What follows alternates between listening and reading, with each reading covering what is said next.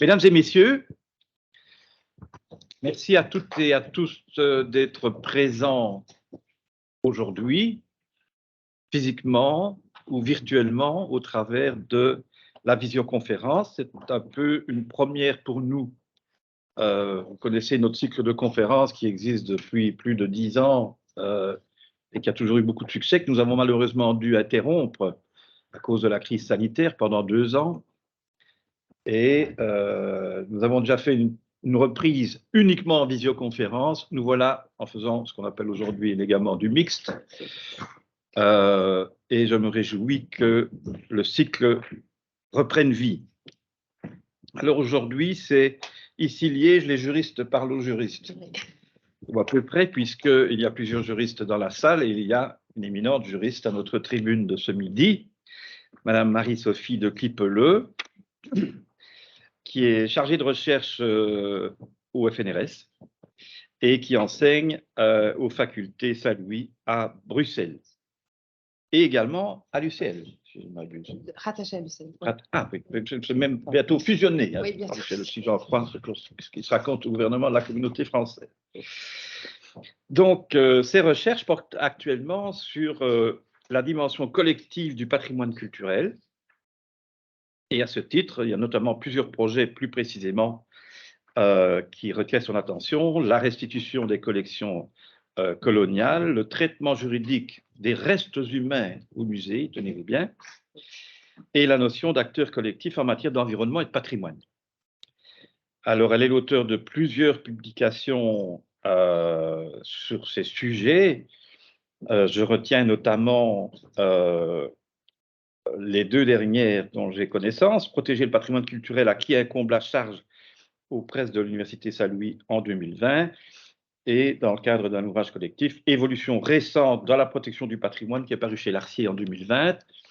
J'en profite pour dire, et nous en avons parlé tout à l'heure, que nous sommes tous évidemment extrêmement curieux de voir comment le futur code du patrimoine wallon va évoluer, puisque, comme vous le savez peut-être, le gouvernement a approuvé en 2e lecture un projet de code complet, pas des amendements à un code existant, on a réécrit tout le code. La commission royale s'était prononcée au mois de février, si je me souviens bien, ou mars, voilà. Et le dossier est actuellement à l'étude au niveau du Conseil d'État. Et donc, dès que le gouvernement aura cet avis du Conseil d'État qui sera extrêmement important pour l'avenir de la législation, nous aurons l'occasion de reparler de tout ça et de voir vers quel type d'évolution nous irons. J'en profite pour dire aussi, et j'en terminerai par là, que Mme de Clipeleux est également membre du comité scientifique international de l'ICOMOS sur les questions donc juridiques, administratives et financières. Voilà. Et je lui laisse la parole et je la remercie encore d'avoir accepté notre invitation. Merci beaucoup. Merci. Oups. Voilà. Je remets.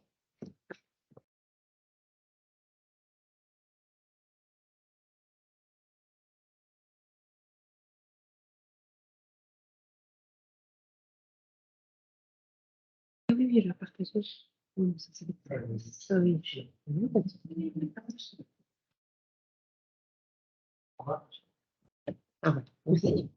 Ok, bonjour à toutes et à tous. Merci pour votre invitation à la CRMS. Je suis très contente de pouvoir être là parmi vous et en plus parmi des juristes, donc je devrais un peu faire attention à ce que je raconte.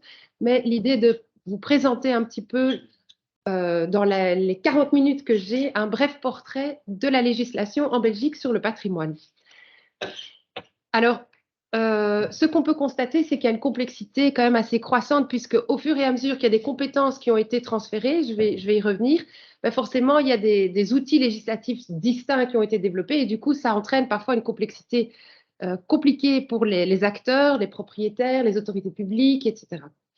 Il y a eu plusieurs vagues de répartition des compétences, ça, on va y revenir, et donc on se retrouve en Belgique avec non moins de 8 législations applicables pour la protection du patrimoine. Souvent à l'étranger, ça paraît complètement dingue que ce petit pays ait autant de législation, mais voilà, on n'aura pas le temps de toutes les parcourir, mais au moins de vous les expliquer. Et puis, le fait d'avoir distingué, d'avoir scindé toutes ces législations et le patrimoine mobilier et immobilier, j'y reviendrai, va évidemment entraîner des difficultés parce qu'il y a des lieux où il y a un recouvrement, typiquement en matière d'archéologie et pour la protection d'ensemble d'un monument. Et donc ça, ce seront deux éléments par lesquels je vais terminer pour vous montrer que cette complexité est réelle dans certains éléments de protection. Et donc, je commencerai par dresser brièvement l'histoire de la protection du patrimoine du point de vue juridique. Où en est-on après aujourd'hui? Quelle est la protection actuelle du patrimoine immobilier et mobilier? Mais malheureusement, dans le temps que j'ai vraiment pas le temps d'aller dans le patrimoine mobilier. Par contre, j'ai laissé les slides ici et je pense que ce sera l'objectif que vous pourriez en disposer, donc vous pourrez les consulter. Mais voilà, je n'aurai pas le temps d'aller très loin là-dedans. Et puis, on terminera par justement ces cas de recouvrement qui vont vraiment illustrer la difficulté et la complexité au niveau de la législation. Alors, si on remonte à l'historique, eh bien, c'est même avant la création de l'État belge que déjà le droit se préoccupe de la protection du patrimoine. La première apparition arrive en 1775, quand nous sommes sous la gouvernance autrichienne, et c'est à la place royale à Bruxelles, où il y a une obligation de construire et de maintenir toute une série de bâtiments dans le style néoclassique que vous voyez, avec avec des lettres patentes qui ont été rédigées par l'impératrice Marie-Thérèse d'Autriche elle-même. Un peu plus tard, nous sommes alors sous le joug français, sont adoptés des décrets pour la protection du patrimoine religieux. Donc, que vous connaissez probablement. Donc, le premier concerne le décret impérial du 30 décembre 1809, concerne les fabriques d'églises. Et puis là, il y a tout de même l'obligation de veiller à ce que toutes les réparations soient faites. Donc, il y a déjà de nouveau cette obligation de conservation qui est inscrite dans le droit. Quelques années plus tard est adopté un arrêté royal, mais arrêté royal hollandais, sous Guillaume Ier, du 16 août 1824, qui a été encore en vigueur jusqu'il me semble 2014 au niveau de la région wallonne, je pense, donc encore vraiment très longtemps, et qui prévoit tout de même des obligations de notification ou de demande d'autorisation si on veut sortir des objets mobiliers des églises. Donc, de nouveau, on se préoccupe de juridiquement encadrer la protection du patrimoine. Mais ici, forcément, de manière assez limitée pour le patrimoine religieux. Puis arrive l'indépendance et la création de l'État belge. Et très rapidement, la Belgique, 2 ans même avant la France, crée la Commission royale des monuments. À l'époque, c'était la Commission royale uniquement des monuments. Les sites arriveront en 1911. Il y a un fort soutien du roi Léopold Ier pour ce faire. Et très vite, cette commission, que vous connaissez forcément bien, aura une pratique assez forte pour protéger le patrimoine. À cette époque-là, c'est vraiment un patrimoine assez élitiste qui est visé. C'est surtout des châteaux, des églises, des cathédrales, etc. On retrouve tout de même certains éléments de protection dans des lois dispersées, des lois générales relatives à la protection relatives aux communes, par exemple. Et puis en 1911, on se préoccupe de plus en plus des paysages. C'est l'époque industrielle où vraiment on n'hésite pas à construire des usines, des industries partout, à un petit peu en fait ternir le paysage. Et donc il y a une réaction et on voudrait protéger les paysages belges et est adoptée cette loi qui a connu très peu de cas d'application, sauf en 2018, une affaire assez étonnante, mais finalement elle ne sera pas beaucoup utilisée. Et puis, pour le centenaire de la bataille de Waterloo, on adopte une loi spécifique du 26 mars 1914 qui crée vraiment des obligations pour les propriétaires de ces champs de les maintenir et de ne rien construire dessus et de vraiment veiller à leur protection. Et puis enfin, forcément, il y a aussi toute la protection par le domaine public qui permet de préserver des collections dans les musées ou des bâtiments qui appartiennent au domaine public. Et ici, voilà, le site de Waterloo qui connaît une affaire judiciaire assez intéressante, mais je n'ai pas trop le temps de parler. Alors, 100 ans après la création de l'État belge, on adopte enfin la première loi sur la conservation des monuments et sites, la loi du 7 août 1931, qui résulte d'un long travail de lobbying, notamment de la Commission royale des monuments et sites. J'ai été voir dans les archives à ce sujet, c'est assez intéressant. Mais très rapidement, en pratique, la protection sera surtout visée sur le patrimoine public communal, puisqu'on va estimer que le patrimoine de l'État est déjà suffisamment protégé par le domaine public de l'État et que le patrimoine privé n'est pas très enclin d'y toucher beaucoup. Par ailleurs, cette loi a déjà aussi une protection pour le patrimoine mobilier, mais elle ne sera pas énormément mise en œuvre. Il y a vraiment une réticence de la part de l'autorité publique à intervenir pour protéger le patrimoine mobilier. Évidemment, c'est une intervention plus dans l'intimité des personnes, puisqu'on vient vraiment protéger des objets. Il y a aussi une loi qui est adoptée en 1960 pour le patrimoine culturel mobilier de la nation, mais qui sera restée lettre morte. Il n'y aura jamais d'arrêté d'exécution et donc finalement, elle ne sera jamais utilisée. Arrive en 1970 la première fédéralisation de notre État. Et très vite, les matières, enfin non, tout de suite, en fait, les matières culturelles sont transférées aux communautés culturelles de l'époque. À ce moment-là, on parle encore que de la communauté néerlandaise et française, la germanophone arrivera un peu plus tard, et elles sont vraiment marquées par le caractère culturel. Et de manière assez intéressante, un des tout premiers décrets de la communauté culturelle néerlandaise sera de modifier la loi de 1931. Donc tout de suite, une des premières marques sera touchée au patrimoine pour montrer à quel point le patrimoine finalement est intéressant pour l'identité d'un peuple et donc de cette communauté culturelle néerlandaise. Et la communauté culturelle néerlandaise va alors adopter 4 ans plus tard son premier décret en 1976 et la communauté culturelle française suivra aussi. Alors en 88, on en est déjà à la 3e réforme de l'État. Là arrive un grand moment pour le patrimoine que vous connaissez probablement. On décide de scinder la protection du patrimoine culturel. Pour plusieurs raisons. D'une part, on se rend compte que, la raison principale, c'est qu'à Bruxelles, on se rend compte que ça ne marche pas, ces deux communautés culturelles néerlandaises et françaises, et qu'elles ne parviennent pas à protéger le patrimoine de manière satisfaisante, puisqu'elles ne peuvent pas intervenir de manière complète. Et par ailleurs, il y a aussi un souci de financement au niveau de la communauté culturelle française qui fait qu'on voudrait rapatrier le patrimoine culturel immobilier aux régions. C'est justifié par une compétence territoriale des régions qui est compétente pour l'urbanisme, pour l'aménagement du territoire, et donc ce n'est pas illogique que le patrimoine immobilier aille aux régions, mais tout de même, cette scission est assez unique au monde et assez artificielle aussi. J'y reviendrai quand je vous montrerai les parties de recouvrement entre toutes les législations. Et donc, en 88, avec la création de la région de Bruxelles-Capitale, on transfère le patrimoine culturel immobilier, donc les monuments et les sites, aux régions. Et puis en 94, la communauté germanophone est décidément demandeuse de récupérer ce qu'elle avait auparavant et elle récupère la compétence du patrimoine immobilier, de sorte qu'elle est la seule entité qui a l'ensemble du patrimoine en sa compétence. Ce n'est pas terminé. Je suis désolée de vous assommer avec ces répartitions des compétences, mais c'est vraiment pour vous montrer la complexité dans laquelle on est, puisqu'en 2014, on poursuit la régionalisation, quitte à se demander finalement qu'est-ce qui reste aux mains des communautés, qui étaient quand même les entités compétentes à la base pour les matières culturelles. Et là, on décide de régionaliser une partie du patrimoine biculturel qui devrait être aux mains de l'État fédéral. L'État fédéral a gardé un petit peu de compétences pour le biculturel à Bruxelles, mais elle n'en fait rien. Et donc, vu la carence de l'État fédéral, on justifie que Bruxelles puisse récupérer une partie de cette compétence. Mais attention, j'espère que je ne vous perds pas ici, on a décidé que Bruxelles ne récupère pas tout le biculturel, seulement celui qui est d'intérêt régional. Qu'est-ce que ça veut dire, l'intérêt régional? C'est pas clair. Donc, il y a eu des discussions parlementaires au moment de la 6e réforme de l'État pour transférer cette compétence par l'article 135 bis de la Constitution. Et là, pour certains parlementaires, c'était vraiment la Zinneke-Parade, pour ceux qui connaissent, vraiment quelque chose de très local bruxellois, et puis c'est tout. Pour Bruxelles elle-même, qui récupère cette compétence, elle le voit de manière beaucoup plus maximale, et pour elle, ça lui permet de protéger tant l'immobilier qu'elle avait déjà, et le mobilier de manière complète. Mais certains ne l'ont pas entendu de cette oreille. Il y a eu un recours auprès de la Cour constitutionnelle justement pour clarifier la compétence de Bruxelles.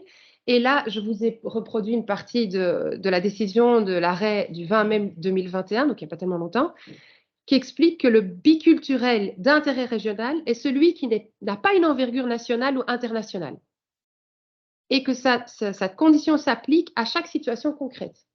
Donc, ça veut dire que pour chaque objet mobilier, chaque tableau, chaque sculpture, il faut se demander s'il n'a pas un intérêt national ou international. Et si c'est le cas, Bruxelles ne serait pas compétente avec sa nouvelle ordonnance. Si vous voulez avoir plus de détails là-dessus, on peut en parler, mais voilà, pour vous expliquer un petit peu tout ce volet. Et donc, on se retrouve au niveau belge, donc un petit rappel, j'aurais peut-être dû mettre l'image plus tôt, avec l'État fédéral, les trois communautés, sachant que la communauté française et la communauté flamande se recoupent à Bruxelles pour des institutions exclusivement flamandes ou exclusivement francophones, et les trois régions, comme vous pouvez le voir, avec Bruxelles, la région wallonne qui est du coup compétente aussi pour les territoires de la communauté germanophone et la région flamande. Je ne vous fais pas dire que pour la 7e réforme de l'État, beaucoup demandent la simplification de ces institutions. Alors, on en vient maintenant justement aux législations actuelles. Qu'en est-il avec toutes ces compétences qui ont été réparties? Qui peut faire quoi et comment est-ce que ça a été pris en charge par ces différents législateurs?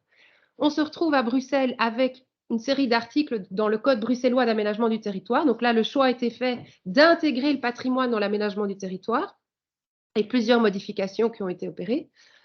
En région flamande, un décret a été adopté le 12 juillet 2013 qui rassemble plusieurs décrets épars auparavant, qui concernaient des branches spécifiques du patrimoine immobilier. En région wallonne, pendant longtemps, le patrimoine était aussi intégré dans le code wallon d'aménagement du territoire et d'urbanisme, le Quatup, mais qui a disparu, enfin en tout cas en grande partie, et est devenu un code séparé. Et Monsieur nous en a bien parlé qu'il y a une nouvelle version qui sera bientôt déposée au Parlement et dont on pourra discuter par après. Et la communauté germanophone, elle, a adopté un décret en 2008 sur la question. Alors, quand on s'intéresse de manière un peu plus spécifique à toutes ces notions dans les législations, je vais un petit peu plus plonger dans celle, évidemment, de la région wallonne, puisqu'elle nous intéresse un peu plus. On voit que de manière assez nouvelle, le patrimoine est défini. Ce n'était pas le cas auparavant, il n'y avait pas vraiment de définition du patrimoine. Ici, le Code wallon du patrimoine, dans son article 1er, définit le patrimoine comme tous les biens immobiliers, donc on voit bien que l'accent reste sur l'immobilier, qui constitue un reflet, une expression des valeurs, croyances, savoirs, savoir-faire et traditions en continuelle évolution.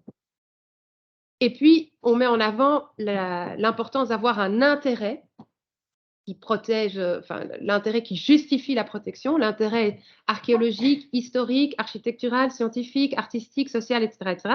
Et avec les modifications législatives, j'ai pu voir qu'à chaque fois, on a ajouté des intérêts.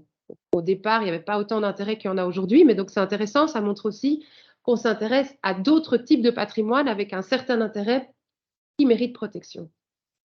Et en plus de ça, le législateur nous dit il faut aussi avoir des critères de rareté, d'authenticité, d'intégrité ou de représentativité, j'imagine que vous le savez bien, qui vont permettre de définir ce qui fait partie du patrimoine. Et enfin, de manière assez intéressante, il y a un lien qui est fait à l'environnement ici en disant que le patrimoine fait bien partie de l'environnement et de l'interaction dans le temps entre les personnes et les lieux et donc va le cadrer dans quelque chose de plus large lié à l'environnement. Alors, le COPAT a 4 catégories de patrimoine, le monument, ensemble architectural, site et site archéologique. Je passerai brièvement en revue les autres législations. On verra que ce n'est pas toujours la même chose pour chacun des autres législations, mais ça c'est le cas ici en région wallonne. Et il y a d'autres éléments aussi qui méritent protection, le petit patrimoine populaire. La région wallonne est la seule des 3 régions et de la communauté germanophone à mettre en avant le patrimoine mondial avec une protection spécifique.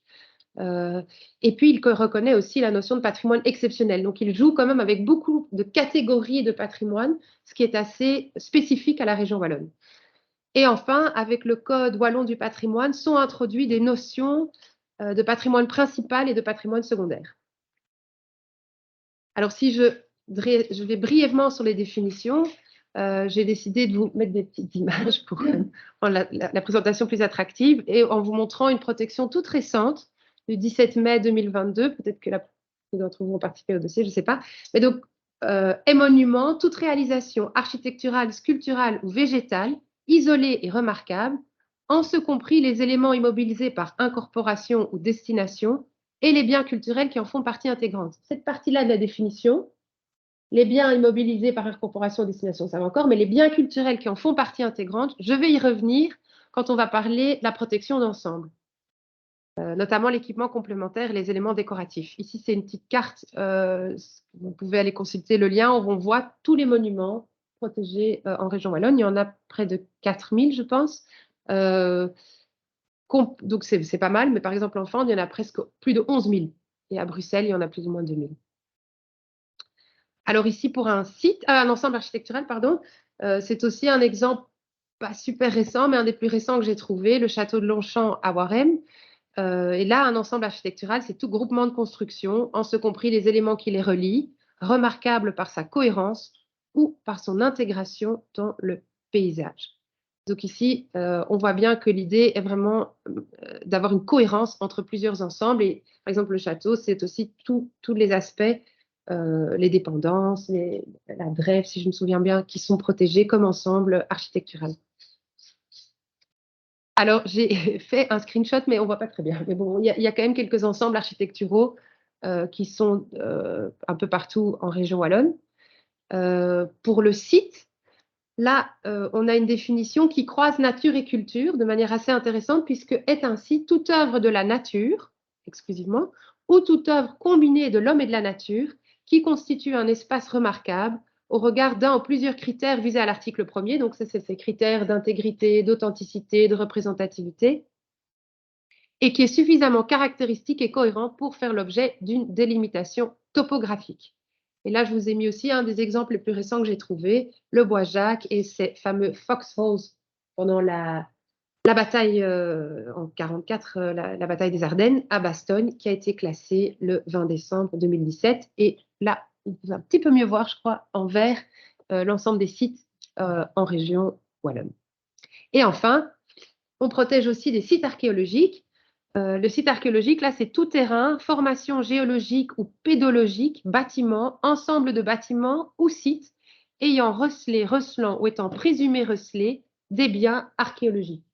Là, je vous ai mis un exemple de Belle Roche à Sprimont, un site archéologique, classé très récemment, mais en réalité, l'exemple premier que je vous avais montré, les polissoirs, il y avait aussi un classement de sites archéologiques. Donc, il peut y avoir évidemment une combinaison de classements. On va aussi classer l'ensemble du site autour de ces polissoirs, et puis les polissoirs en tant que tels, il y en avait 2, comme monuments.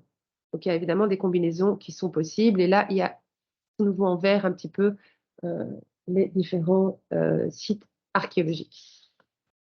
Alors, si on compare brièvement, mais là, je ne vais pas aller en détail, vous voyez qu'en région de Bruxelles-Capitale, on reprend la notion de monument, en ce compris avec la protection d'ensemble, mais il n'est pas question des biens culturels, c'est formulé un peu différemment. Ici, à Bruxelles, on parle d'ensemble et pas d'ensemble architectural, et pour le reste, on parle tout autant de sites et de sites archéologiques.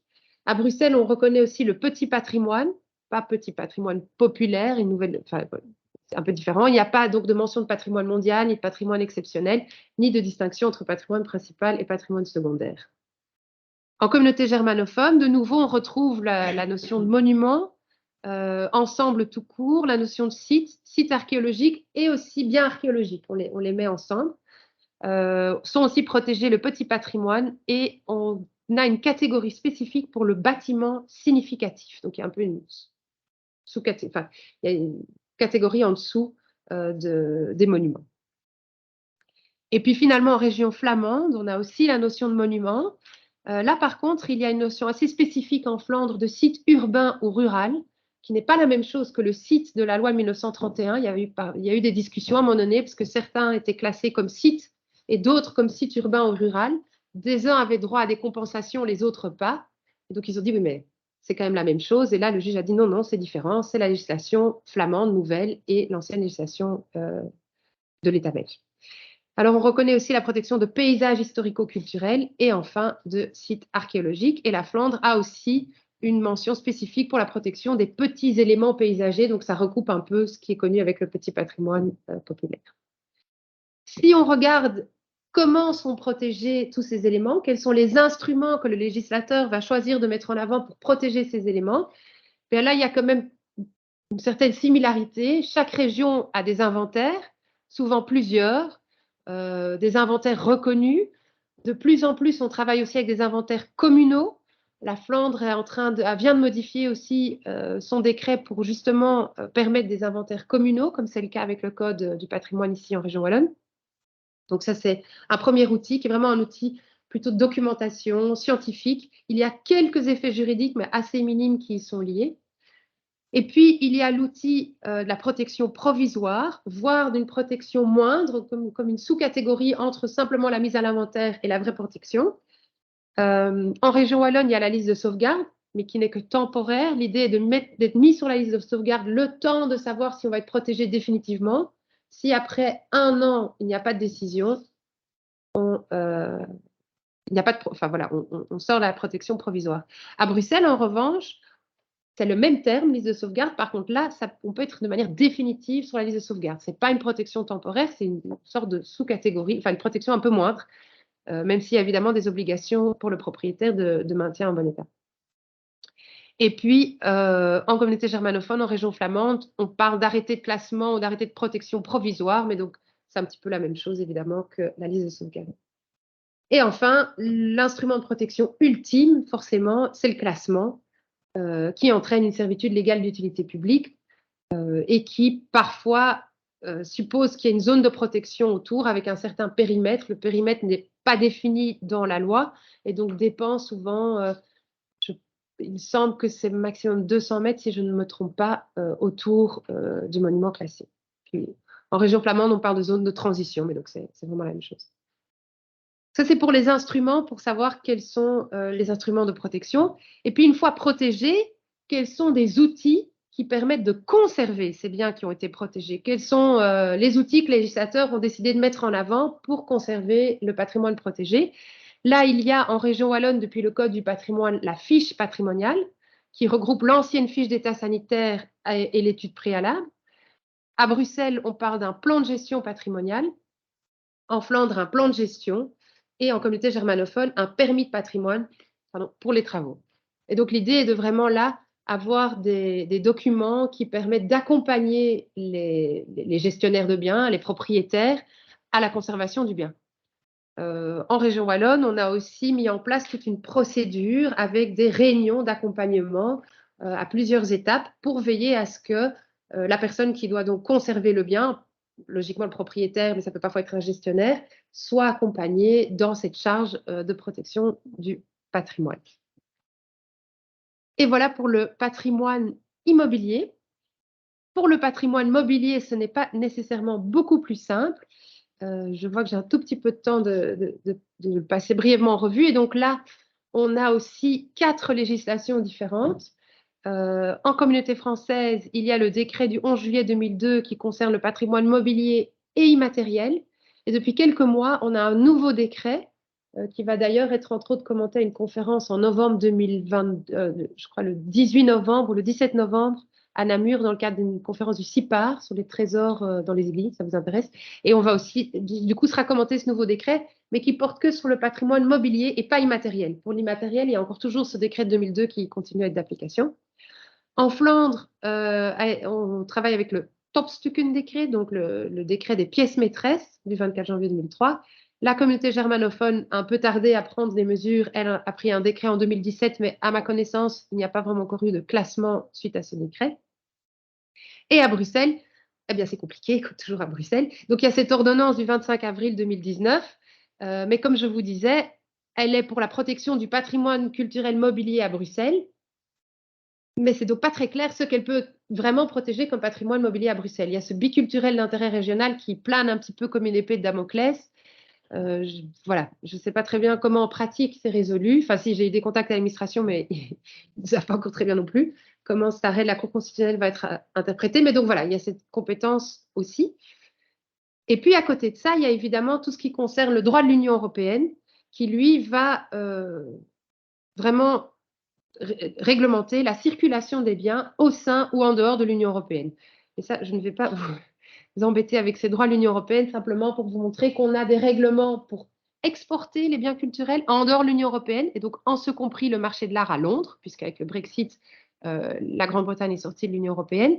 Et puis il y a maintenant, depuis 2019, un règlement pour importer des biens culturels.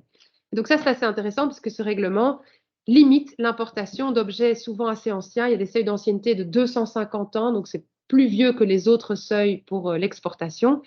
Et ça vise surtout à limiter le financement du terrorisme par le pillage de biens culturels, notamment en Syrie, en Irak, etc.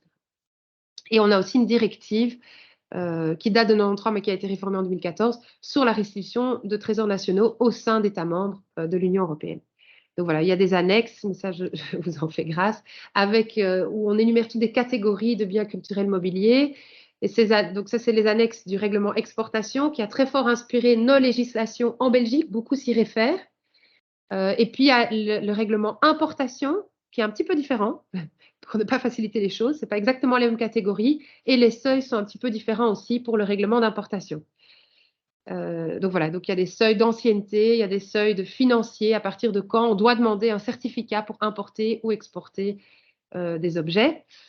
Alors j'avais aussi fait une comparaison au niveau des définitions. Qu'est-ce qu'on entend en fait par objet à protéger, tout comme qu'est-ce qu'on entend par bien immobilier à protéger au niveau du patrimoine immobilier. Le même exercice est fait pour le patrimoine mobilier. Donc là, comme je vous disais, les 4 renvoient surtout aux annexes du règlement. Sinon, chacun a un petit peu sa notion. Donc, en Communauté française et à Bruxelles, on parle de trésor. En Flandre, on parle de topstuk ou de pièces maîtresses. Et en communauté germanophone, on parle de biens culturels mobiliers particulièrement remarquables. Et je vous ai mis les définitions, mais ça, vous pourrez les regarder si vous voulez ou si vous avez des questions. Et pour les instruments de protection, vous voyez que c'est quand même un petit peu moins poussé qu'au niveau du patrimoine immobilier. Pour les inventaires, il y en a certains. Donc la communauté française utilise des inventaires de l'IRPA. La région de Bruxelles-Capitale l'utilise aussi pour l'instant beaucoup. La communauté germanophone, ce n'est pas très clair s'il y a un inventaire. La communauté flamande n'a pas d'inventaire. Il y a des mesures de protection provisoires, des mesures d'urgence. Forcément, un bien immobilier bouge beaucoup plus vite, donc c'est important de pouvoir intervenir rapidement pour éviter qu'il quitte le territoire. Et puis, il y a le classement et la protection définitive, forcément, qui est l'instrument ultime, comme en immobilier, qui est reconnu. Je vous ai mis aussi un cas intéressant, si ça j'ai peut-être 2 minutes pour vous en parler. C'était un retable qui se trouvait en région wallonne, le retable Saint-Denis en Brocroix, qui était en propriété privée dans un château à Vray-à-Mons. Le château lui-même n'est pas classé et qui a été mis en vente par une maison de vente aux enchères à Bruxelles. Il y a eu un branle-bas de combat en se demandant, mais mon Dieu, ce patrimoine va quitter le territoire, il va être peut-être acheté par un étranger, amené on sait où. Que peut-on faire? Finalement, la ministre a décidé de ne pas procéder à un classement d'urgence. Je vais y revenir un tout petit peu plus tard. Et le retable a été heureusement acheté par une fondation belge, mais la fondation belge se trouve en Flandre. Du coup, ce n'est plus sous la compétence de la communauté française. Donc, ça a suscité certaines discussions voilà, parmi les juristes en question. Et donc ici, voilà, c'était pour ce cas pratique. Je trouvais intéressant de vous le montrer puisque ça montre un petit peu le raisonnement au niveau du classement, puisque là, la ministre compétente pour le patrimoine de ce retable a donc, en réponse à une question parlementaire, dit que le classement reste quand même une procédure exceptionnelle. Elle doit être spécialement motivée dans la mesure où elle implique une restriction au droit de propriété et la libre circulation. Si nous pouvons le regretter, il est malheureusement impossible de classer un bien si nous ne disposons pas d'éléments suffisants pour justifier le classement. Et donc, elle a invoqué des arguments de sécurité juridique, de pouvoir quand même un petit peu prévoir. Un droit de préemption, donc racheter le bien au prix auquel il a été vendu à 1 million, forcément, la communauté française n'a pas eu les moyens. Il y a eu une étude pour classer le bien néanmoins, mais finalement, on a décidé de ne pas le classer. Mais il me semble que cette décision de la ministre est un petit peu regrettable, puisqu'il y a tout de même cet outil qui existait dans le décret avant modification, mais avec le nouveau décret, ça existe aussi, d'avoir des mesures d'urgence, qu'elle aurait pu urgemment tout de même décider de classer. Mais enfin, ça montre que au niveau de la ministre, l'idée, c'est que ça reste des mesures exceptionnelles pour le classement, en tout cas, du patrimoine mobilier. Alors, juste pour en terminer sur la question du mobilier, ce qui est tout de même intéressant, c'est la différence. Ça vous montre de nouveau la complexité de la législation en Belgique, la différence en matière d'exportation entre les différentes législations. En communauté française et en région de Bruxelles-Capitale, quand un bien culturel est classé, donc quand c'est un trésor, il ne peut jamais être exporté. Et si on demande l'exportation, par exemple pour le vendre à Paris, à Londres, à New York, je ne sais pas, le refus intervient sans aucune compensation. Donc on est obligé de le garder. On peut évidemment le vendre, mais la personne qui achète est obligée de le garder dans le territoire de la communauté française, enfin le territoire belge. Auparavant, la communauté française, avec le décret de 2002, avait aussi cette règle pour des biens culturels, même s'ils n'étaient pas classés. Maintenant, c'est clarifié, c'est que s'ils sont classés. Et puis, il y a aussi le droit de préemption qui permet de préempter un bien qui a donc été vendu. Et la communauté française et la région de Bruxelles-Capitale peuvent encore intervenir pour le racheter au prix auquel il a été vendu. Donc, c'est tout de même une interférence forte au niveau du marché de l'art qui se justifie pour la protection du patrimoine culturel mobilier. Ce n'est pas du tout l'optique qui a été suivie au nord du pays et dans les cantons de l'Est, puisque là, si un bien est classé et qu'une demande d'exportation intervient et que l'autorité veut refuser, estime que c'est trop important pour quitter le territoire, ils sont obligés de racheter au prix du marché international. Donc forcément, ça implique des choix budgétaires beaucoup plus consistants quand on veut laisser partir ou pas un bien de son territoire. Donc voilà, pour vous montrer la différence, selon où se situe le bien en Belgique, le propriétaire en question aura un régime tout à fait différent qu'ailleurs. Alors si on regarde un petit peu l'ensemble de ces législations que je vous ai présentées, est-ce que le fait qu'il y ait une grande dissémination de toutes ces législations, 4 législations au niveau immobilier, 4 au niveau mobilier, est-ce que ça a un impact en soi sur la protection du patrimoine? En principe, non, puisqu'on est dans un système d'État fédéral et que chaque entité fédérée est compétente pour son patrimoine. Donc, c'est tout à fait logique qu'il y ait des politiques publiques autonomes avec des législations autonomes qui ne sont pas les mêmes.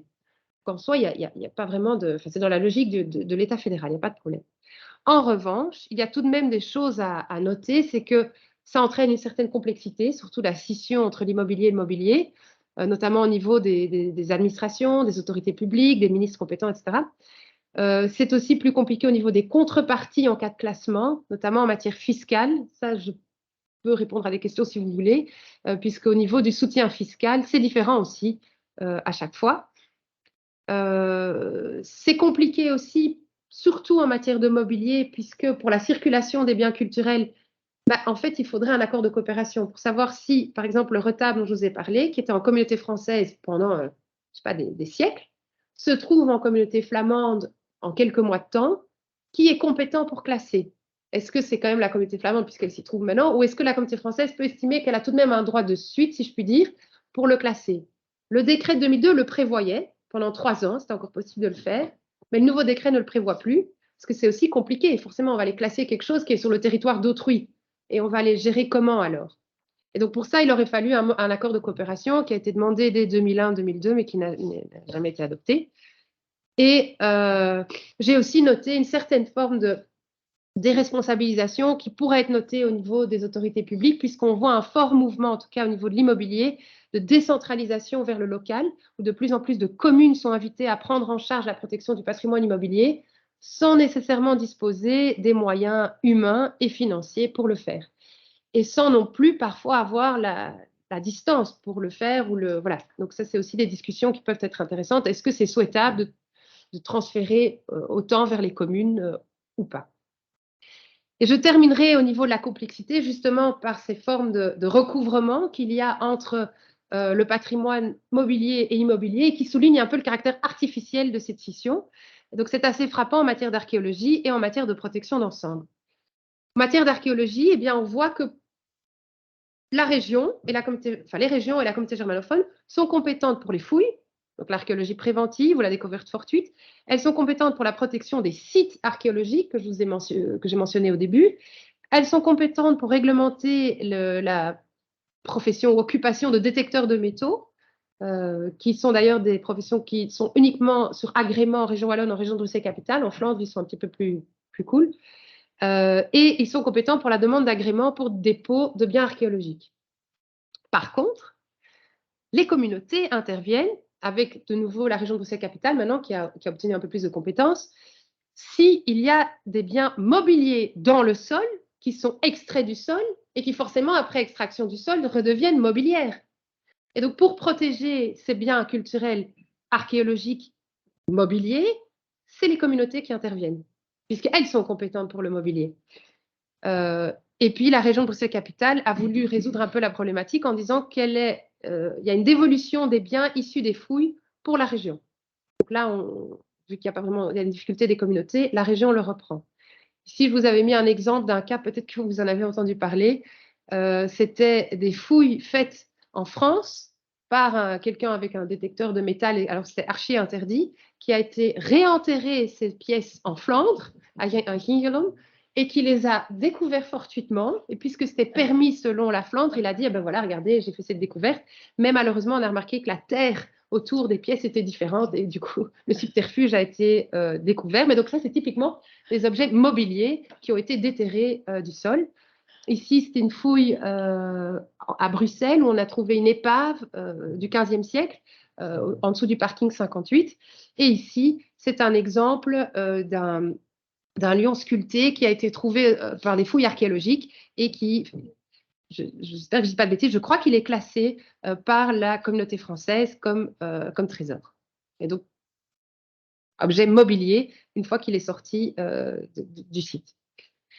Le deuxième lieu où là on voit bien que ça devient un petit peu compliqué parfois d'avoir cette scission, c'est quand on veut protéger un ensemble, quand on veut protéger un monument et son intérieur. Comment est-ce qu'on fait? Qui est compétent? Pourquoi?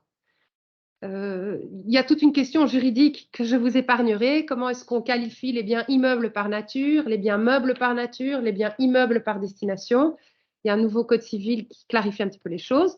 Mais cette distinction au niveau civil a des effets compliqués et néfastes pour la protection du patrimoine culturel. Puisque on est dans cette répartition des compétences compliquées.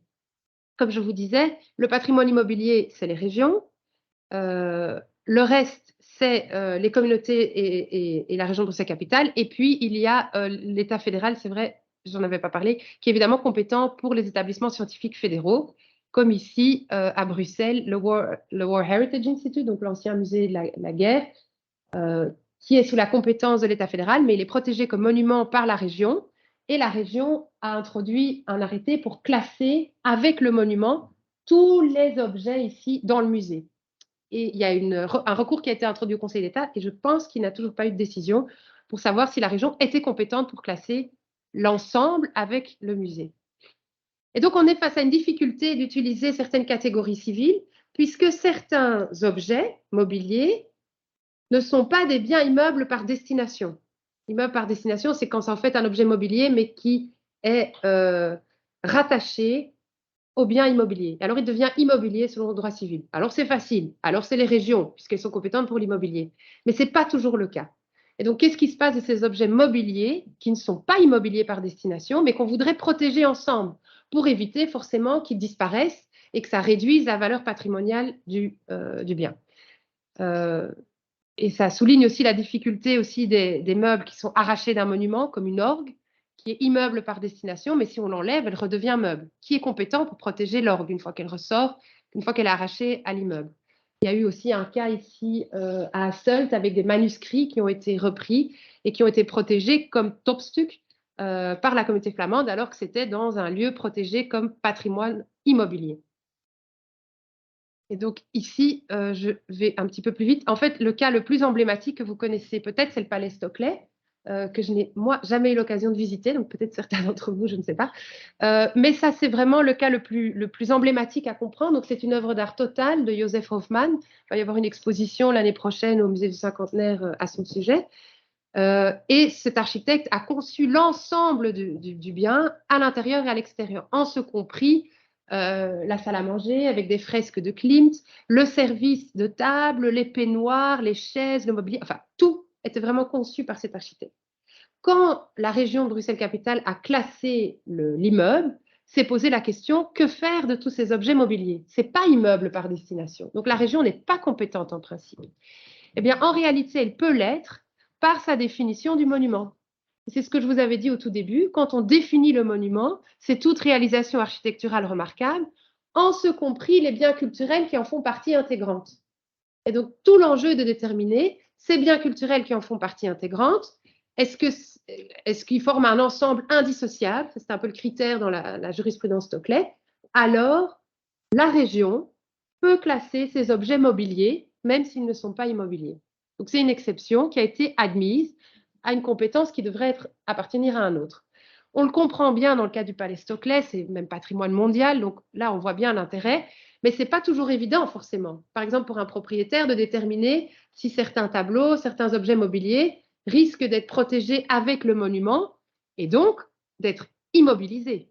Puisqu'une fois que c'est protégé avec le monument, il y a l'obligation de le maintenir in situ. Et donc, on peut le vendre, C'était l'argument des sœurs Stockley. Elles disaient qu'elles ne pouvaient plus vendre. Le juge a dit oui, vous pouvez vendre, mais l'acheteur doit en jouir dans le palais Stockley. Donc, il faut lui donner un droit de passage pour aller jouir de ces objets mobiliers dans le palais Stockley. Mais en soi, ce n'est pas une expropriation. Vous pouvez toujours vendre. Voilà, peut-être une limitation forte du droit de propriété. Voilà, donc il y a cette obligation de le maintenir in situ, sans nécessairement qu'il y ait une compensation, sauf si, et ça c'est un petit peu l'objet de ma thèse, il y a une charge excessive. À ce moment-là, il y aurait moyen de compenser. Et donc, j'avais repris cet exemple ici de ce retable qui fait partie du château de Beaulieu, mais qui n'est pas un monument. Et si ça avait été un monument, peut-être que ce retable aurait pu être classé ensemble avec le monument et il y aurait une obligation de l'avoir maintenu in situ. Et donc, en conclusion, la répartition des compétences en Belgique rend la protection du patrimoine tout de même assez ardue, surtout pour le patrimoine mobilier, que vous connaissez peut-être un peu moins, mais je suis sûre qu'il y a des lieux de rencontre quand vous vous intéressez à la protection du patrimoine immobilier. Et donc, nul n'est censé ignorer la loi devient un adage parfois compliqué pour le respect des règles relatives aux biens culturels. Et je vous remercie de votre attention. Je vous ai mis un lien vers l'ouvrage qui est disponible en open access si ça vous intéresse. Merci de votre attention.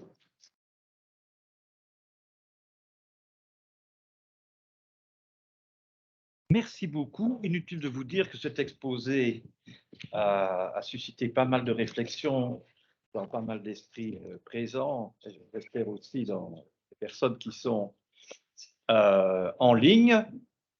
Alors, c'est le temps des questions qui arrivent, des questions, des réflexions. Qui demande la parole en premier? Oui.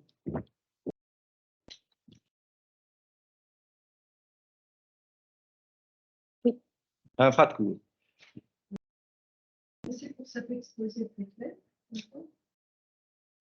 J'attirerai quand même l'attention aussi sur le fait qu'en termes de recouvrement, le FOPA actuel comprend aussi de manière cachée le patrimoine immatériel, puisqu'il reconnaît la protection du savoir, des savoirs privés qui sont concrétisés par les 200 de formation qui sont rappelés le problème. Et donc, c'est encore une des étrangetés que vous faites des nouvelles, puisque en théorie, puisque c'est sous la coupole patrimoine que ce science existe, ça devrait en théorie relever bien sûr de la communauté française et de pas de l'homme qui les a présentés comme étant assimilables à la région à l'homme en tant que centre de formation. Justement, et l'enjeu du nouveau FOPA, c'est de précisément renforcer cette dimension, ne plus être simplement comme le FOPA actuel un portrait, d'autres choses qui seraient plus importantes, comme vous l'avez dit. Et donc, nous allons voir ce que le mouvement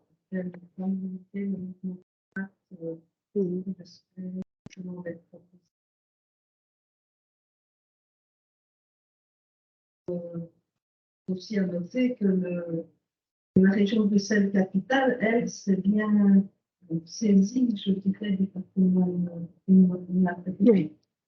C'est une ordonnance, mais que malheureusement, on n'a pas procédé pour l'instant, peut-être jusqu'à présent.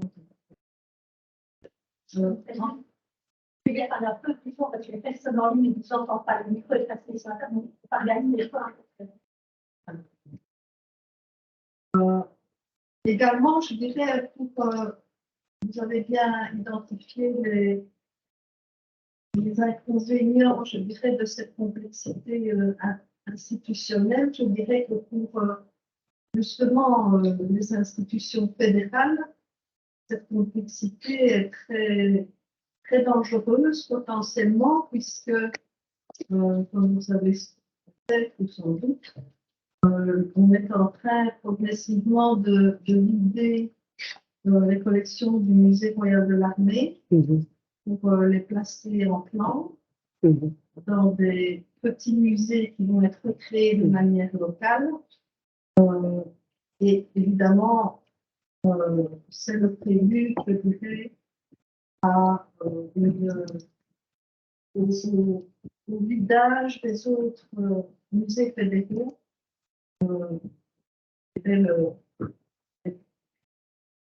Les hommes politiques flamands commencent par le maillon faible des établissements scientifiques, des sous-musées, pour évidemment avoir en ligne de mire les autres collections, qui de la même manière pourraient être alors réparties plus ou moins équitablement entre Flandre et Wallonie et Bruxelles. Voilà, alors, dans le thème des recouvrements aussi, dans le patrimoine mobilier, il y a cette autre étrangeté qui fait que les collections majeures d'œuvres d'art modernes d'après-guerre, de l'État belge, sont toujours gérées par les communautés. C'est une anomalie juridique également. Merci, oui, c'est vrai. Je vais peut-être résumer les 3 interventions pour les gens en ligne. Oui, ok. Merci beaucoup. Donc, Madame nous parlait d'autres recouvrements, notamment le recouvrement entre l'immatériel et l'immobilier, puisque le Code wallon du patrimoine mentionne la notion de savoir-faire, des valeurs, donc tout ce qui est lié à l'immatériel. Elle gère aussi un centre de formation pour le patrimoine immatériel. Et donc, il y a vraiment cette notion de recouvrement qui est intéressante, mais en même temps, forcément, la compétence pour l'immatériel est en principe au niveau de la communauté française. Donc, ça montre qu'il y a vraiment un mouvement de régionaliser toute une série de choses vers du patrimoine. Voilà, à mon avis, c'est dans ce mouvement-là de régionaliser, tout comme Bruxelles gère de plus en plus en matière de patrimoine. Pour l'immatériel, en effet, elle a déjà réalisé pas mal avec les... Enfin, je ne sais pas qu'elle travaille avec pas, mais elle a fait elle lance des inventaires au niveau du patrimoine immatériel. Ça, j'avais mis dans la présentation précédente. Mais là, elle a vraiment obtenu cette compétence pour l'immatériel, forcément, par cette ordonnance du 25 avril 2019. Et alors, la deuxième intervention, c'était au niveau des institutions fédérales, où là, Madame, à juste titre, mentionne en fait, il y a une nouvelle coupole qui a été créée, le War Heritage Institute, qui remplace le musée de la Défense et qui rassemble plusieurs musées liés à la défense sur tout le territoire belge, notamment à Bastogne et je crois à Malines et à près d'Anvers, là, à Brascat. Et qui du coup permet de plus facilement faire circuler des objets entre toutes ces entités au sein de la même coupole du World Heritage Institute, et donc de déplacer sur le territoire. Il y a eu cette crainte très forte, par exemple dans un cas avec l'Institut Royal des Sciences Naturelles qui avait prêté des iguanodons, qui a justement pas prêté des iguanodons à Bernissart, de peur qu'une fois qu'ils étaient là-bas, que la communauté française allait les classer comme trésor et qu'ils ne pouvaient plus les récupérer. Puisqu'il y a eu le cas avec un avion qui a été à Malines, et je crois prêté par le musée de la Défense et qui a été classé comme Topstuk en Flandre et qui ne pouvait du coup plus sortir de la Flandre. Donc il y a un peu des petits jeux comme ça qui ont eu lieu. Maintenant, pour la collection du musée de la Défense, il y a eu un recours qui a été introduit, il me semble, par le conservateur du musée de la Défense à Bruxelles contre ces décisions du World Heritage Institute à la Cour constitutionnelle, mais il a malheureusement été irrecevable parce qu'il n'avait pas un intérêt suffisant, qui me paraît un petit peu lâche de la part de la Cour constitutionnelle, mais bon, voilà. Et donc, oui, la question n'est pas réglée. C'est aussi une question très politique. Certains murmurent que le musée de Tervuren serait, que la Flandre lorgnerait sur le musée de Tervuren. Moi, je ne suis pas convaincue. Ce n'est pas nécessairement un cadeau d'avoir ce musée, surtout qu'il a une histoire coloniale belge. Donc voilà, ça c'était. Et alors, pour les collections d'œuvres d'art moderne qui sont co-gérées par qui ne sont pas co-gérées par les communautés, mais dont on a réparti et qui sont gérées par une communauté et par l'autre communauté aussi, il me semble que c'est ça que vous vouliez dire. Oui. Bon, elles sont co-gérées de manière non juridique.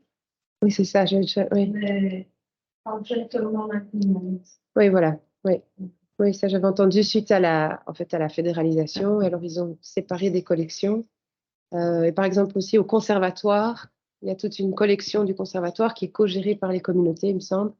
Et du coup, ça entraîne souvent des problèmes de responsabilité et de financement. Qui finance quoi pour la conservation? Qui est responsable pour quoi? Et, ouais. Y a-t-il d'autres questions?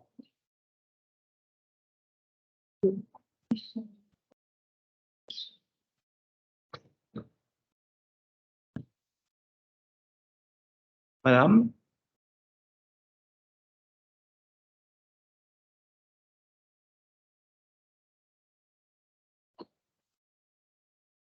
Si elle ne sait pas parler, elle peut peut-être écrire la... Oui. Vous pouvez peut-être prendre la parole, madame. Madame Van Bunen. Oui. Apparemment, vous m'entendez? Oui, Oui, absolument. mon micro était activé. Je me présente, Madame de Knippel me connaît bien, puisque nous avons travaillé ensemble. Je suis juriste à la direction du patrimoine culturel de ce qui s'appelle maintenant l'administration urbaine Bruxelles, puisqu'effectivement, nous avons été fusionnés avec l'urbanisme, donc l'ancienne direction des monuments et sites.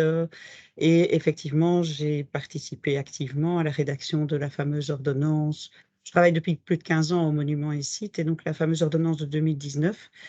Et je suis pour l'administration les recours à la Cour constitutionnelle. Donc le premier dont a parlé Marie-Sophie, qui est contre l'ordonnance elle-même, avec la conclusion qu'elle a évoquée. Et on a parlé ici des fameuses salles historiques et techniques du Musée royal de l'armée qui ont été classées sous forme d'extension de classement des musées royaux, enfin du cinquantenaire qui était classé déjà historiquement, je ne sais plus depuis combien de temps, mais depuis assez longtemps par la région bruxelloise.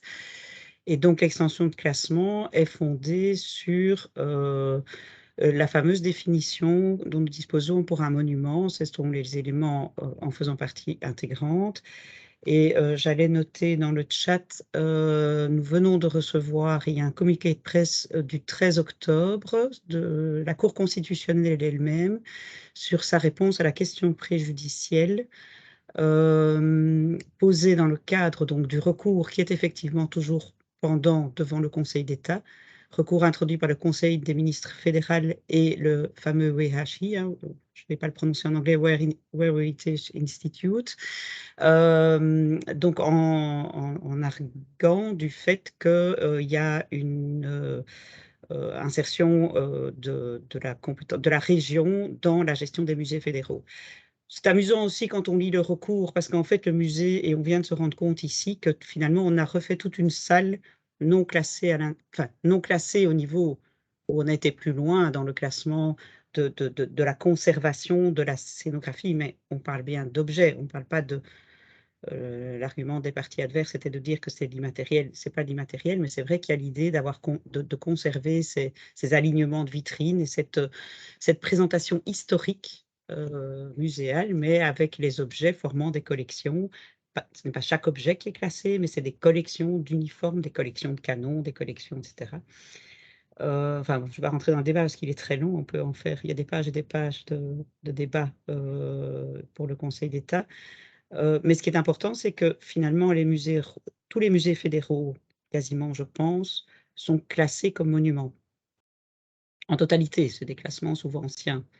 Donc, en réalité, comme tout autre monument classé, quand on veut faire des travaux ou modifier des installations à l'intérieur du monument, en tant que bien immobilier, il y a une procédure de demande de permis d'urbanisme qui est, tout comme si je possède un bien particulier, bon, maintenant il y a beaucoup de dispenses de permis pour les modifications intérieures, sauf structurelles, mais je dois demander un permis si je veux casser un mur pour faire ma cuisine. Eh bien, pour les musées fédéraux, il faut aussi, alors comme c'est classé en intérieur, il y a des règles plus strictes de demande de permis. Et en fait, on vient de se rendre compte qu'il y a eu des nouvelles salles et je pense que les musées fédéraux ont oublié de demander un permis, en fait. Mais, enfin, mais voilà, donc en fait, ça fait des années qu'officiellement, alors il y a d'autres, il y a des collaborations très intéressantes sur l'installation de salles Wolfers. C'est aussi très intéressant, la reconstitution des magasins, des intérieurs des magasins Wolfers au sein même des musées royaux d'art et d'histoire, au cinquantenaire. Donc c'est une très belle collaboration qui s'est faite et il y a eu vraiment un permis avec avis de la Commission royale des monuments et sites de la région bruxelloise sur la reconstitution au sein du musée en tant qu'art décoratif quelque part sachant que si je ne me trompe, ma collègue qui est en face de moi va pouvoir me dire le magasin Wolfers eux-mêmes dont les intérieurs avaient déjà été sortis, le bâtiment même est classé comme monument en région bruxelloise. Et donc, certaines parties intérieures, mais donc cette décoration historique des vitrines, etc., de ces magasins historiques, sont reconstituées dans les musées fédéraux. Donc, on parlait de couches et de croisements. Là, c'est vrai qu'à Bruxelles, on est gâté, parce que pour les juristes, il y a pas mal de boulot, mais bon, c'est intéressant. Mais c'est vrai que c'est très intéressant, mais c'est parfois un peu triste, parce qu'effectivement, je crois qu'on pourrait faire beaucoup de choses en ayant sans doute plus d'accords de coopération, mais qui sont toujours très compliqués à mettre en place. Et il y a vraiment voilà, il y a des recours. Et je pense, mais bon, je parle pour ma chapelle puisque je fais partie de l'administration, qu'en général, les liens et les contacts avec les administrations sont souvent très constructifs. Ça peut qu'aller plus quand on arrive à des projets, des options considérées comme politiques ou avec des enjeux politiques. Voilà, mais donc pour le classement du musée, je vais mettre dans le chat le numéro de l'arrêt. Ce n'est pas encore fini parce que c'était une question préjudicielle et quelque part la Cour confirme ce qu'elle a dit dans son arrêt sur l'ordonnance. Elle dit simplement, ben oui, que selon la définition de l'article 206 du COBAT qui définit le monument, les parties en faisant partie intégrante peuvent être classées. Donc, à ce titre, comme sorte de compétence accessoire, la région bruxelloise, en tant que compétente en monuments et sites, peut classer des intérieurs des musées fédéraux. À voir maintenant par le Conseil d'État dans l'affaire dont il est saisi, si le classement que la région a fait est attentatoire à la compétence, en plus sur le niveau de la loyauté fédérale. Voilà, le débat se porte là-dessus, mais je ne sais pas s'il y avait d'autres questions qui rentraient. C'est vrai que merci de m'avoir donné la parole parce que c'était plus facile quand même d'exprimer oralement que juste par le chat. Mais donc je remercie aussi pour la conférence, évidemment, très intéressante de résumer ces matières complexes de Madame de Klippel. Donc voilà, je vous remercie. Merci, Madame. Vous voulez ajouter quelque chose, Madame de Klippel? Donc, moi, je voudrais ajouter quelque chose parce que je voudrais plaider dans le même sens généralement que ce que Madame Van Bunen vient de dire. C'est vrai que le moins qu'on puisse dire, c'est que l'évolution institutionnelle du pays et son évolution donc législative et décrétale n'est pas marquée par le sceau de la rigueur. C'est vraiment le moins qu'on puisse dire. Vous l'avez bien compris au travers de l'exposé de Madame de Klippel. Et mon vieux maître Lucien François, et il y en a d'autres dans la salle ici, qui ont eu son enseignement, nous disait toujours que ce qui comptait, c'était l'effectivité de la loi, c'est-à-dire la sanction de la loi, son caractère réel, en réalité, et non pas virtuel. Et c'est un peu le sentiment qu'on a, c'est que finalement, on vit un paradoxe terrible, en ce sens que les législations n'ont jamais été aussi élaborées, aussi détaillées, aussi variées, et ça va très très loin dans le détail, vous l'avez bien démontré, et vous auriez même pu encore en démontrer encore plus. Et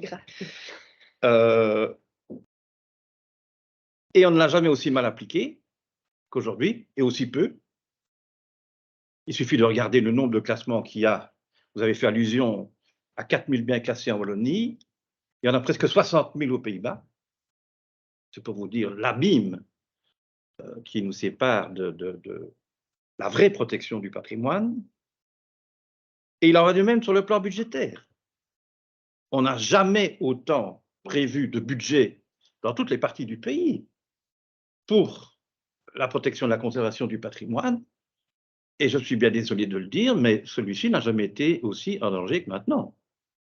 Si on constate le nombre de travaux en infraction qui sont, ou de travaux pas en infraction, autorisés, mais qui ne vont pas dans le bon sens, ou qui passent très vite et qui sont à refaire ou ne correspondent pas aux besoins réels du monument. Et donc ça, c'est quand même un vrai sujet de réflexion. Mhm. C'est vrai que, je vais prendre un autre exemple, et vous l'avez souligné à plusieurs reprises, c'est cette dichotomie entre la protection du patrimoine culturel mobilier et du patrimoine culturel immobilier. Ce qui est, à mon avis, enfin je pense, vous avez peut-être étudié mieux que moi la question, mais je crois que nous sommes le seul pays au monde Mhm. où une telle distorsion a été mise sur pied. On a séparé ce qui n'aurait jamais dû l'être et qui ne l'avait d'ailleurs jamais été auparavant. Nous avons beaucoup travaillé sur ce sujet en collaboration avec la communauté française, à l'époque où Patrice Artevel était encore en service. Nous avons eu beaucoup de réunions et nous étions arrivés à la conclusion qu'un accord de coopération était absolument indispensable pour en sortir, car finalement, on vit dans la confusion absolue et les propriétaires et les maîtres d'ouvrage ne s'y retrouvent plus. Ils ne savent plus à qui s'adresser, ils ne savent plus quelle ligne de financement ils peuvent lever, et donc on se trouve dans des situations qui sont quand même fort biscornues. Et le sommet du sommet à cet égard-là, c'est lorsque, non pas dans le cadre de cette législature, mais d'une législature précédente, dans la déclaration de politique régionale, on trouvait en toutes lettres la régionalisation du patrimoine mobilier comme objectif, et le même gouvernement, avec la même coalition et en partie les mêmes ministres, ne le reprenait pas dans la déclaration de politique communautaire. Ce qui est vraiment le symbole absolu du fait qu'on va dans tous les sens et qu'en travaillant ainsi, il est évidemment impossible d'en sortir. Donc, c'est vrai aussi, Madame Van Bunen l'a dit, et ça m'a fait sourire, et vous aussi sans doute, c'est que tout ça donne évidemment du grain à moudre aux juristes. Alors ça, alors là, nous sommes dans une situation qui nous permet d'en mettre plein la vue et de faire part à tout le monde de notre inventivité extraordinaire. Mais si on veut aller au fond des choses, C'est le secteur prospère.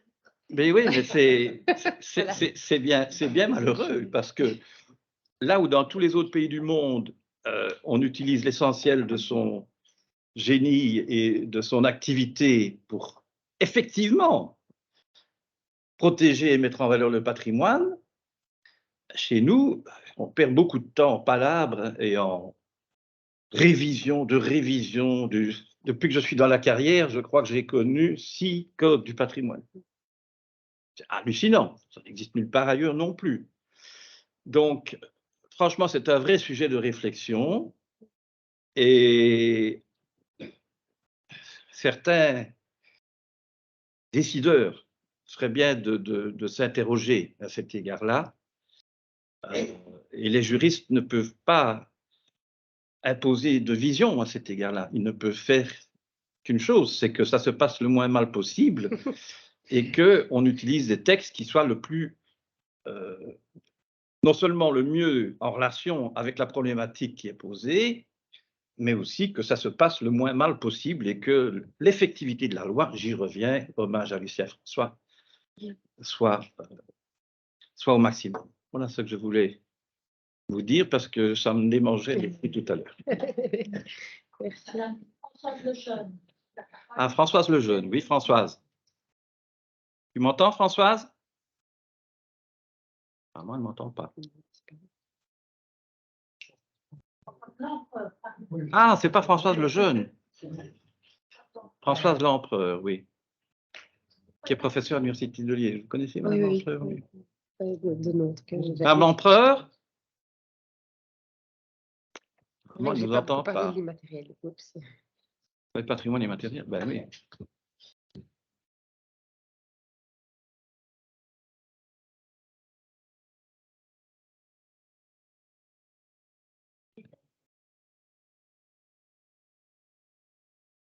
Il y a des questions dans le chat, sinon? Oui, n'hésitez pas à vous manifester, hein. Monsieur. Je travaille pour le service patrimoine du PSS de Vienne. Ok. Et j'ai une question, juste à la base, mais ça peut entendre le lendemain. Okay. Une question sur la distinction entre le mobilier et l'immobilier. Oui. Quand un patrimoine mobilier par destination est déposé, parce que voilà, une restauration, c'est quelque chose qui est souvent nécessaire. On le voit dans les églises qui ont été sinistrées ici à du patrimoine immobilier par destination qui serait déposé. Est-ce qu'ils perdent son statut d'immobilier par destination? Ils vont permettre la protection immobilier qui est différente. C'est une bonne question. À mon avis, il y aurait moyen d'argumenter le caractère temporaire de l'arrachement et du coup que ça maintient un côté immobilier par destination. Mais en fait, le fait que ça retourne dans l'escarcelle du mobilier n'est pas nécessairement négatif parce que la législation pour le mobilier protège bien plus contre le vol d'œuvres d'art et contre la circulation en dehors la circulation en dehors que l'immobilier forcément. Et donc parfois c'est bienvenu. En France, justement, ils sont un petit peu limités par ça parce qu'ils aimeraient bien pouvoir étendre la protection des biens culturels mobiliers à certains biens qui sont dans un monument, parce qu'eux n'ont pas cette cession, c'est compliqué. Mais moi, je pense que si c'est temporaire, il y a moyen de le garder. Donc, en fait, il faut qu'il soit le même propriétaire entre l'immobilier et le mobilier, une unité de propriétaire. Donc, ça, j'imagine que c'est le cas. Et puis, il faut en principe que, de fait, ce soit destiné à un certain endroit ou voilà, rattaché. Mais le nouveau Code civil est un petit peu moins précis, mais donc aussi, moins détaillé que l'ancien. Mais le nouveau permet mieux, je pense, d'avoir cette intention de destination. À mon sens, vous garderiez le caractère immobilier, surtout si c'est temporaire. Quand je parlais de protection, c'était plutôt l'intervention des assurances, parce que souvent il y a deux actes d'assurance entre l'immobilier et l'immeuble. Deuxième chose, c'est au niveau des classements à titre de monument, il y a une intervention. Bon, la personne de la loi d'ici qui pourrait mieux le dire, mais en principe, c'est jusqu'à preuve du contraire l'immobilier, donc l'immobilier par destination. On ne sait pas trop les protections contre le vol, mais c'est vrai. J'ai oublié de mentionner aussi quelque chose d'assez difficile, puisque dans le niveau ecclésial, on a parfois une commune qui est propriétaire et des biens qui appartiennent à la famille. Et donc, il n'y a pas dans cet attachement perpétuel immeuble la unité de propriétaire. Oui. En principe, elle est toujours là, je crois. Et vous soulevez le problème qui est très spécifique, qui est le problème des églises, puisque toutes les églises classées, non pas toutes, mais presque toutes, le sont en totalité. Et donc, c'est vraiment un problème spécifique aux objets du culte et aux édifices du culte. Et la vraie question, c'est de savoir ce qu'on veut faire, en réalité. Avant de se poser la question de savoir si c'est juridiquement possible ou pas, c'est qu'est-il opportun de faire et comment le financer. Et ça, c'est toute la difficulté, évidemment. Tout le monde sait qu'il y a des biens meubles immobilisés par destination qui voyagent. Et le cas des orgues, vous l'avez soulevé, est emblématique. Un orgue peut disparaître, pas disparaître, peut au contraire être maintenu alors que, par exemple, le bien est démoli. C'est arrivé à plusieurs reprises. Il garde néanmoins son caractère immobilier et classé. Et pour pouvoir le remettre dans un autre édifice, que ce soit un édifice du culte ou pas, il faut une procédure. Il faut un arrêté ministériel, puisqu'il est protégé déjà par un autre arrêté ministériel. Et il ne perd pas son caractère immobilier. Et il ne perd pas son caractère immobilier, puisqu'il est protégé par la loi. Et donc, et certains, malheureusement, ont, et peut-être même, je vais prendre le cas du plus beau, celui qui était dans l'église des Salésiens, qui a dû être démoli suite au tremblement de terre de 1983. Je vois que vous opinez, vous avez le même souvenir que moi, qui aurait dû être remonté à Saint-Martin, qui était le plus bel orgue du XVIIIe siècle, probablement du pays, et qui a fini en petit bois. En petit bois. Parce qu'on n'a pas justement respecté la procédure et qu'à un moment donné, ce sont les insectes qui ont eu le dernier mot. Ah oui. Voilà. Par exemple, le même genre avec le mobilier de Saint-Joseph à Verviers. L'église a été démolie, le mobilier était classé, il a été classé spécifiquement. Il a voyagé d'entrepôt en entrepôt. Et puis, à un moment donné, on nous a appelés parce que la mérule était dedans. Et c'était foutu. Ben voilà. Il est toujours là. Il a été monté, mais il reste parti. On a autorisé, on brûle une partie parce que c'est la mérule. Mais l'argument des subventions est évidemment important. C'est l'inverse de ce que je disais. Parce que la protection de l'immobilier, j'essaie de le mettre en avant, parce que souvent, on voit toujours ça comme un arrachement négatif, mais ça peut être positif, parce qu'alors on est protégé par les lois sur l'immobilier. Mais forcément, c'est mieux de rester rattaché à l'immobilier pour le financement et les subventions. Parce que bon, on sait bien qu'une subvention à la communauté française, oui. Ça ne suffit pas. Non. Mais non. La comparaison pose qu'elle vaut, mais il y a aussi une protection vis-à-vis des biens affectés au culte, avec un caractère inaliénable, entre autres. C'est pareil, si un élément, qu'il soit meuble ou immeuble, est sorti de l'église, il ne perd pas pour autant sa désaffectation culte. Donc, une possession, et donc c'est ça en plus. et éventuellement, pose qu'elle vaut, évidemment. Mais c'est un peu compliqué, parce qu'on a le droit et puis on a la pratique, et parfois ça ne colle pas trop. Je m'en rends compte aussi souvent. Alors on pose la question à la juriste, mais la juriste n'a pas toujours la réponse. Ça, tous ces cas. Non plus, oui. C'est ça qui est drôle, justement. C'est ça qui est amusant. Est-ce qu'on a retrouvé Madame Lempereur? Madame Lempereur, vous nous entendez? Si vous m'entendez, allumez votre micro, parce qu'alors là, nous vous entendrons. Et manifestement, mon appel reste sans réponse.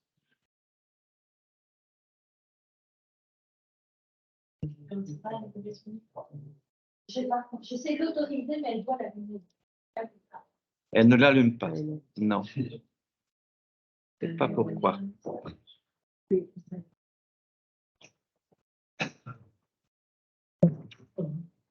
question là. Allez-y, Nathalie. On parlait de la différence entre la liste de sauvegarde en Bruxelles et en Wallonne, et qu'à Bruxelles elle était définitive, mais alors du coup, quelles sont les conséquences de cette protection par rapport à ça? Oui, c'est une question difficile, je me la suis posée moi aussi, et quand on lit le code bruxellois de l'aménagement du territoire, la différence dans les obligations attendues du propriétaire ne sont pas si grandes, si ce n'est que les contreparties sont moins élevées. Donc, pour les subsides, etc., il y a moins de possibilités. Donc, ça n'a pas l'air d'être la meilleure option comme propriétaire d'être mis sur la liste de sauvegarde définitive.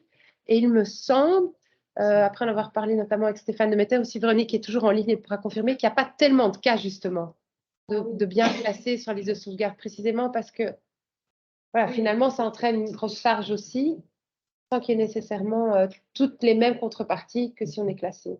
Et en parlant, c'est que vous avez une façon recommandable de protéger sans devoir justement. Ben oui, mais apparemment, ça. J'ai pas l'impression. Maintenant, je m'avance un petit peu, mais j'ai cru que c'était pas trop le cas.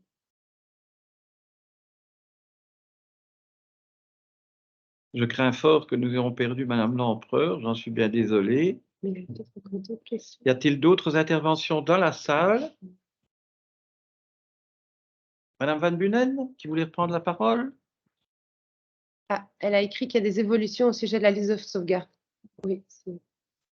Voilà, je vois qu'on me donne l'accès au micro, merci. Oui, il y a vraiment une réflexion. J'ai relu les débats parlementaires récemment. La liste de sauvegarde au moment de l'ordonnance, donc il y a eu la première ordonnance avec la prise en charge de la compétence de la région bruxelloise en 93, qui elle-même en 2004 a été intégrée dans le Code d'aménagement du territoire. Et donc c'est toujours la plupart des articles cités du titre 5 référencés par Marie-Sophie dans sa présentation, sont issus de cette ordonnance, dont la liste de sauvegarde. La liste de sauvegarde, l'idée au départ, il partait des décrets communautés françaises comme inspiration. Et donc, c'était la même idée, c'était une protection provisoire en attendant de se prononcer sur le définitif. Et j'ai lu, mais ça ne se trouve pas dans les commentaires des articles, ça se trouve vraiment dans l'Assemblée plénière, il me semble, dans le rapport de l'Assemblée plénière, c'est qu'à un moment, ils se sont dit, mais qu'est-ce qu'on met comme délai de validité de la liste de sauvegarde? 1 an, comme c'était le cas en communauté française à l'époque ou en région wallonne, c'est trop court parce qu'il y a tellement de travail, il y a tellement de choses à classer à Bruxelles qu'on n'y arrivera pas et on ne veut pas se coincer avec un délai. Et du coup, c'est devenu un délai non fixé, mais au départ, l'idée, mais très vite lors de la prise en charge, l'idée a été que c'était un classement ce qui était vraiment exceptionnel, il y avait eu à un moment des listes via l'inventaire, des listes de priorités de classement. Et du coup, il faut se rappeler, ça ressort de la présentation, la région bruxelloise est devenue compétente en matière de monuments et sites 10 ans après les autres régions, hein, 8 ans après, si je ne me trompe pas. Donc voilà, il y avait cette volonté d'agir un peu par strate. Et maintenant, vraiment, il y a une réflexion. Donc effectivement, le maintien en bon état, les obligations sont les mêmes. Les différences d'obligations, c'est que pour le classement, il y a ce qui est l'article 232 du COBAT, c'est qu'il y a des interdictions absolues, c'est-à-dire des interdictions qui ne peuvent pas être levées par un permis d'urbanisme, qui sont d'interdire de démolir en totalité ou en partie les biens classés, de ne pas respecter les conditions particulières de classement ou de détériorer ce bien au point qu'il perde les intérêts ayant motivé son classement. Donc, on a parlé des intérêts en début de conférence. Et ça, c'est assez restrictif. En sauvegarde, ça n'existe pas, parce qu'à l'origine, c'était du provisoire. Donc, cette restriction n'existe pas. Alors, l'exemple à Bruxelles, maintenant qu'on a utilisé la sauvegarde, c'est la Royale Belge. Je ne sais pas si beaucoup connaissent ce bâtiment iconique de la Royale Belge, qui est cette croix, ce bâtiment en croix avec toute... c'est l'ancien bâtiment donc, de la Royale Belge, c'était les assurances, qui était mis en vente. On le restaure en le réaffectant, c'est-à-dire qu'on permet je crois que finalement c'est du coworking, tous les espaces, tous les vitrages, parce que le côté emblématique, c'est ces vitrages orange réfléchissants. Il y a un plan d'eau en dessous, il y a tout un socle très large, il y a un plan d'eau en dessous. Donc, toute cette conception architecturale, c'est-à-dire cette image, est conservée, mais tous les vitrages sont en cours d'être complètement remis. Donc, on ne garde pas l'ancien comme en classement, on ne garde pas la matérialité de ce qui existait, parce que c'est impossible actuellement avec les mesures de performance énergétique.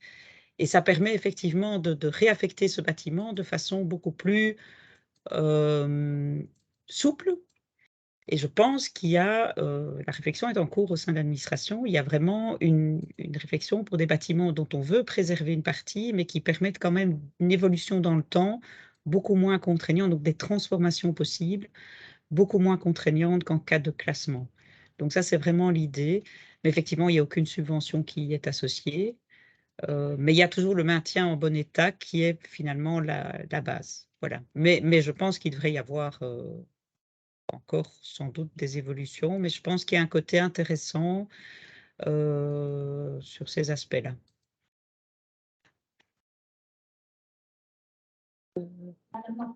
Oui, je la lis. Ah oui. Voilà, allez-y, allez-y. Dans le cas d'un conflit entre patrimoine immatériel et patrimoine immobilier, quelle est l'instance dominante? Ça, il doit y avoir.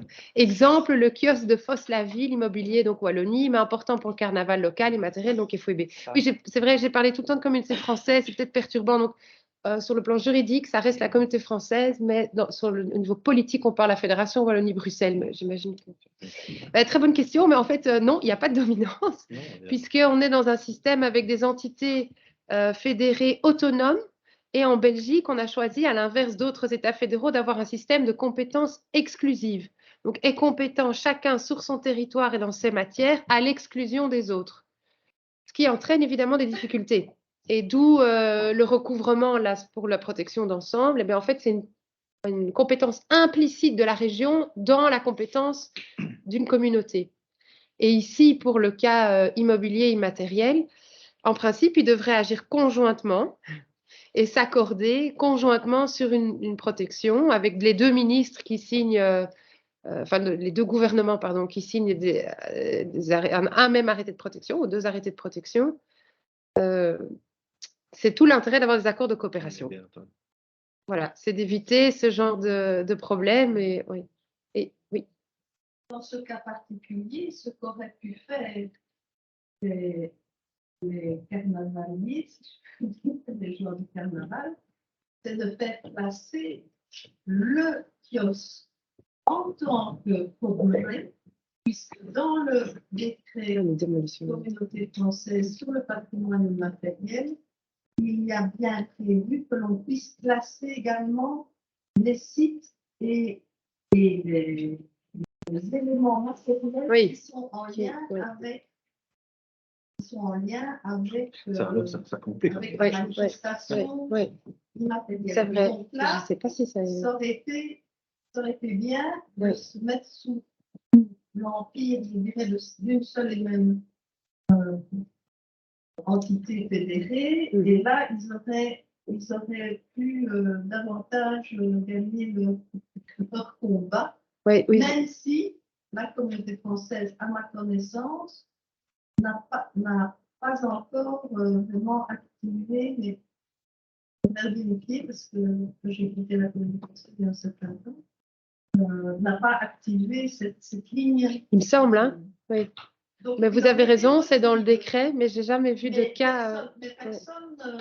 Personne ne connaît bien ce dispositif, mais pour toute manifestation immatérielle, il y a évidemment un lieu. On peut encourager les acteurs de terrain à demander et à faire classer même en Flandre, par exemple, ils classent des cafés comme lieu de vie.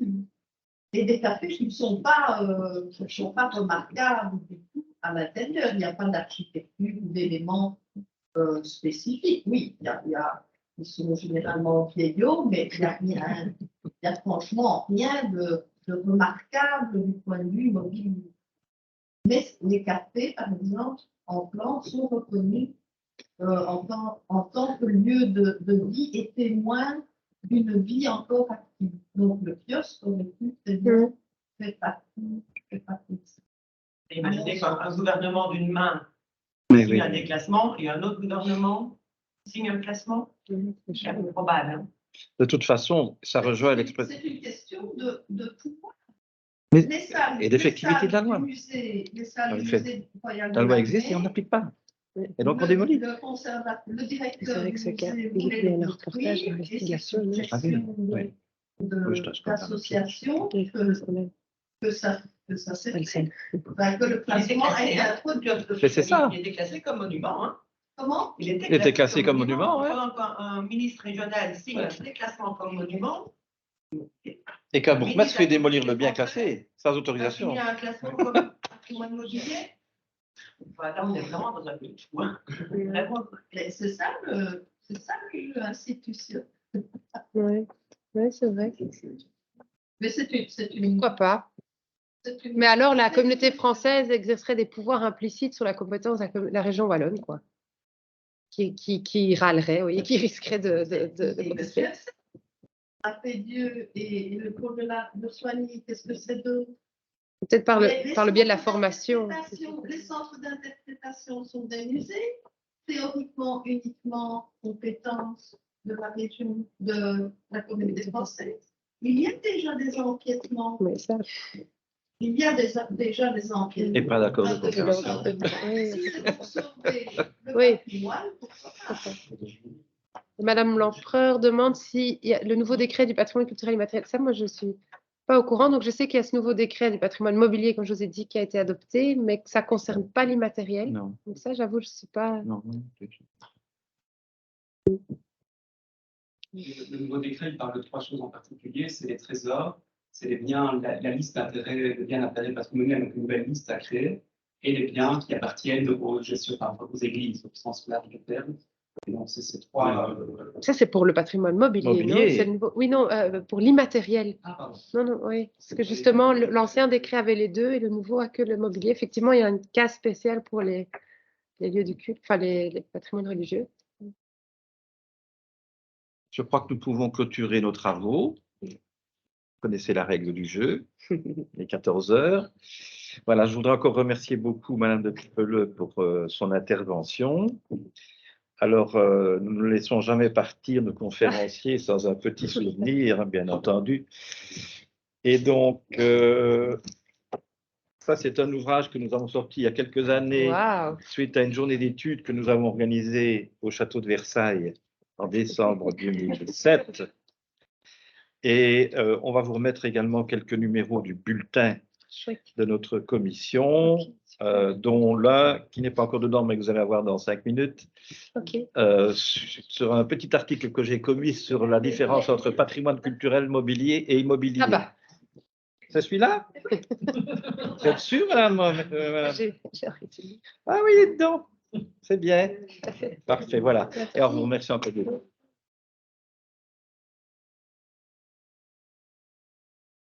Alors, notre prochaine conférence aura lieu le jeudi 17 novembre prochain.